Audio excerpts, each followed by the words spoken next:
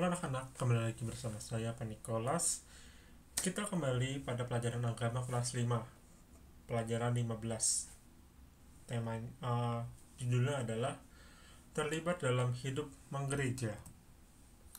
Anak-anak, sebelum kita masuk ke pembelajaran, ada 2 tujuan pembelajaran nih. Yang pertama, menceritakan secara ringkas cara hidup jemaat perdana dalam Kisah Para Rasul 2 ayat 41 sampai dengan 47. Dan yang kedua, menjelaskan bidang-bidang hidup menggereja dengan tepat. Sebelum kita mulai pembelajaran ini, kita berdoa pembuka dulu.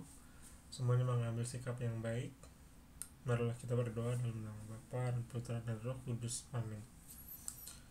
Allah Bapa yang Maha Baik, kami bersyukur kepadamu atas kesehatan dan kehidupan yang kami terima. Ajarilah kami agar selalu bersyukur atas apa yang kami dapatkan. Pada saat ini kami mau belajar mengenai hidup menggereja. Bantulah kami untuk lebih bertanggung jawab dalam melaksanakan tugas-tugas gereja di lingkungan paroki dan keuskupan kami. Demi Kristus Tuhan dan pengantara kami. Amin. Dalam nama Bapa dan Putra dan Roh Kudus. Amin. Anak-anak, siapa sih yang tahu nih ketiga gambar ini lagi ngapain? Ini ketiga, ini yang pertama lagi ngapain sih? Terus ini juga, dan ini juga ngapain ya mereka ya? Nah, anak-anak, yang ini paling kiri, dia lagi membaca kitab suci, lagi membaca bacaan pertama ataupun bacaan kedua, yang biasa kita sebut dengan lektor. Lalu yang tengah ini, yang dua orang, yang ada beberapa orang ini kita sebutnya Miss Dinar. Banyak di tempat-tempat lain menyebutnya dengan putra putri altar, Miss Dinar, putra altar, dan lain-lainnya. Lalu yang paling kanan ini choir atau kur. Kita kan sedang belajar terlibat dalam hidup menggereja ya anak-anak. Nah, anak-anak, kita bisa terlibat dalam hidup menggereja sebagai lektor. Lalu bagi yang muda-muda ini, kita juga bisa belajar sebagai putra altar, sebagai Miss Dinar, dan sebutan-sebutan lainnya. Juga ada putri sakristi, putri gereja, dan lain-lainnya. Sebagai kur juga bisa.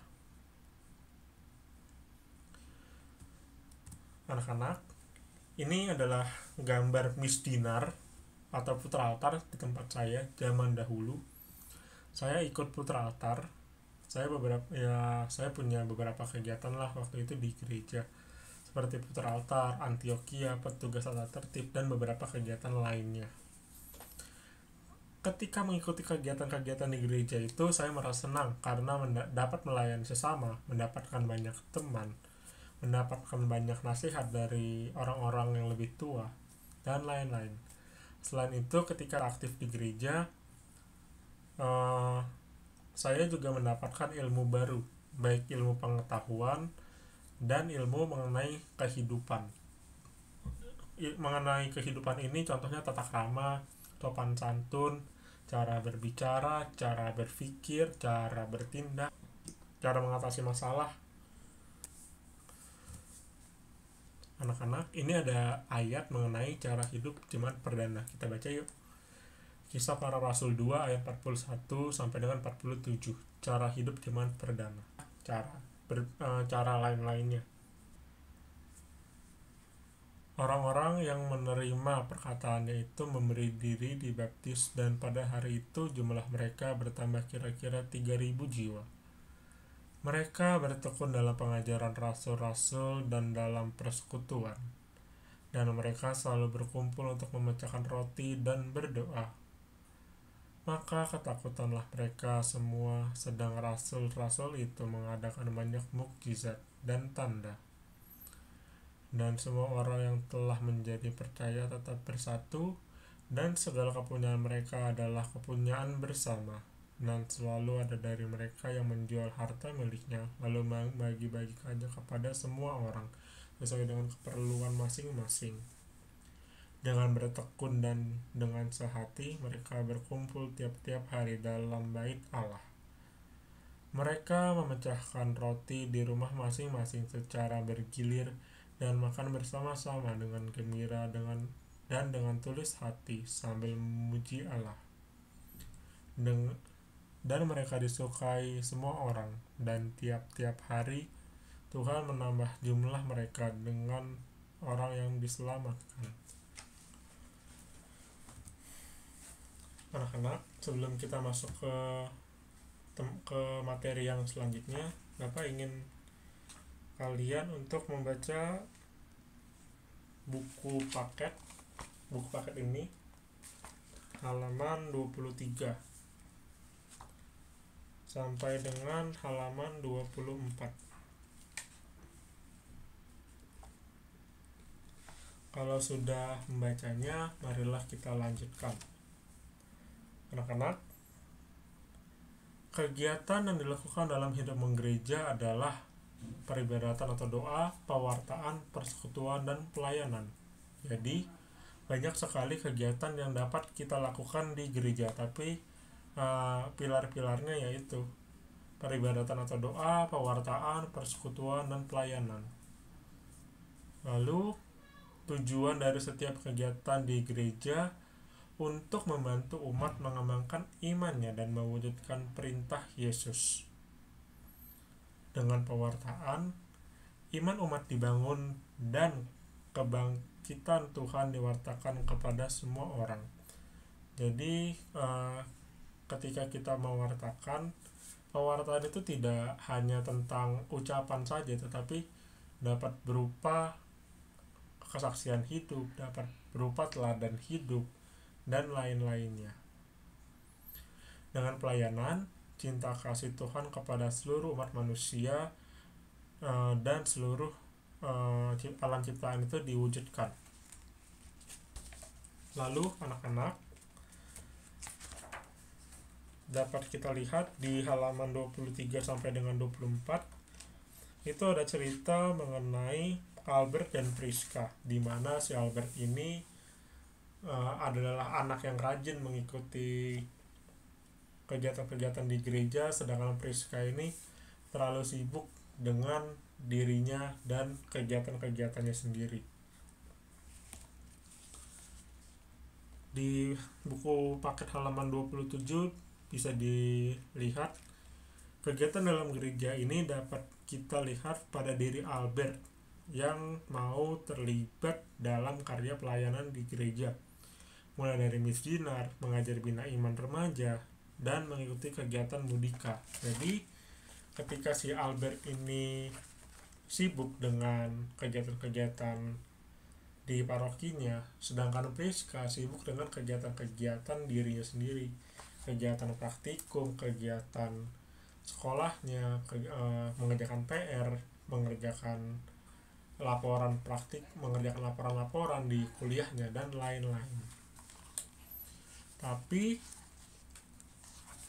Priska tidak mendapatkan banyak teman karena Priska sendiri sibuk dengan dunianya sendiri, sedangkan Albert dia memiliki banyak teman, memiliki lebih banyak teman daripada Priska. Bahkan di dalam cerita, teman-teman sekolahnya Priska mengenal Albert dari mana? Mengenalnya dari gereja. Jadi salah satu keuntungan kita aktif di gereja adalah kita mendapatkan banyak teman. Lalu jemaat ada sambungannya anak-anak, ada hubungannya nih antara kegiatan di gereja yang sekarang dengan kegiatan para jemaat yang dulu. Kegiatan yang ada dalam gereja dewasa ini sebenarnya meniru teladan cara hidup jemaat perdana. Maksudnya apa, Pak? Jadi jemaat perdana itu kan bertekun dalam pengajaran para rasul, merupakan tugas pewartaan yang dilakukan gereja saat ini. para rasul itu kan mewartakan tentang kerajaan Allah. Itu hal yang sama dilakukan oleh kita-kita ini di zaman sekarang. Kita mewartakan kerajaan Allah. Bagaimana caranya? Seperti tadi saya bilang, kita dapat menjadi teladan hidup, dapat menjadi pengajar di bina iman remaja, bina iman anak, dan lain-lainnya. Memecahkan roti dan berdoa merupakan perayaan Ekaristi yang dilakukan oleh gereja sekarang ini. Jadi di tadi kisah para rasul tadi diceritakan kalau para jemaat perdana ini memecah-mecahkan roti dan berkumpul.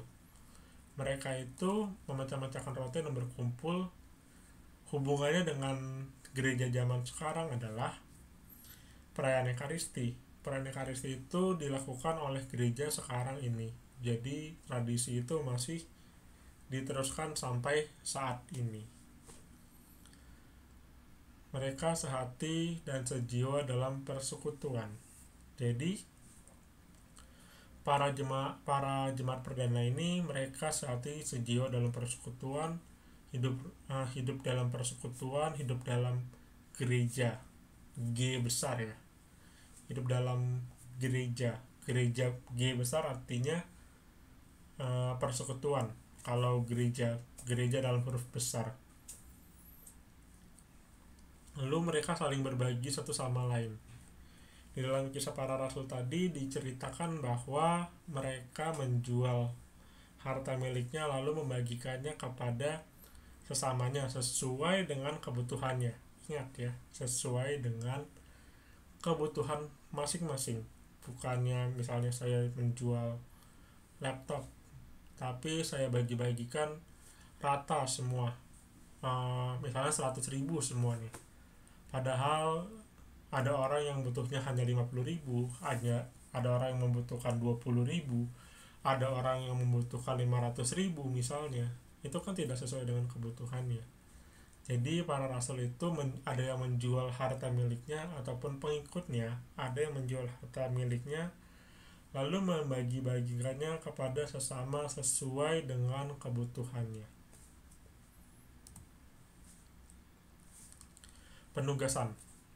Penugasan sudah ada di Edmodo, jangan lupa dikerjakan.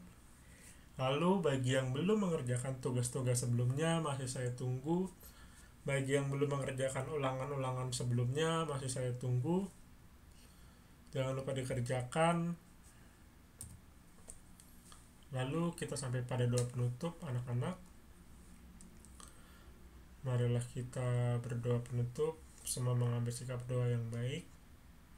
Mari kita berdoa dalam nama Bapa dan Putra dan Roh Kudus. Amin. Bapa yang Maha Baik, terima kasih karena Engkau selalu memberkati kami. Ya Bapa, bantulah kami yang akan dapat mengikuti kegiatan yang ada di lingkungan paroki maupun keuskupan. Semua ini kami mohon dengan pengantaran Yesus Kristus Tuhan dan pengantar kami. Amin. Dalam nama Bapa dan Putra dan Roh Kudus. Amin. Sampai jumpa semuanya. Dadah.